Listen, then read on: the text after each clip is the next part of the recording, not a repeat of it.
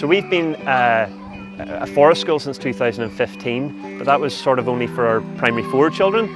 And this area was just solely trees and grass, and we've had a bit of development done with new car parks and so on. But with this opportunity, it was about not only benefiting our primary 4s and creating a bespoke outdoor classroom, it was about getting every child out. So this has given us an opportunity to put a timetable together. Every year group comes out and uses it for a variety of reasons, being it reading, sitting around a tree and having their packed lunch, learning, whatever it might be, but every class comes out and uses it. Even after school clubs are now using it, which is something we hadn't sort of planned for initially.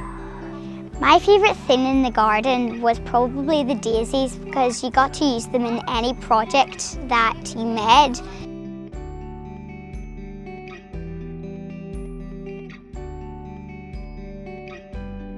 The funding has created what we've got here, which is not only a pollinator garden, which can be used by pupils and community, but a forest school outdoor classroom. So as well as having all the pollination, the tulips and the flowers that grow, we have an area where children can come down from every year group and enjoy the area around them and investigate. The best classroom is a classroom with a sky and no walls, something along those lines that you just go out and you have freedom to learn. And having this space has got all of our staff out in sun, sometimes in hail, sometimes in sleet, whatever the weather might be. But the benefits are unmeasurable. Curriculum-wise, we talk about thinking skills and personal capabilities. Bringing our children outside covers all of that. How the children work with each other, how they disagree with each other at times, how they come through an argument. But even as some of them have said themselves when we've asked the pupils, what do you prefer? They said listening to a story outside with the birds around you rather than sitting in a classroom, or being able to move, which helps their sensory and their fine motor skills. Being able to get out that aggression that might be within them simply by running across the benches which are meant for seats. Sometimes we've used this even for our children who would need that little sensory break. A classroom assistant has brought them down and just given them a bit of freedom.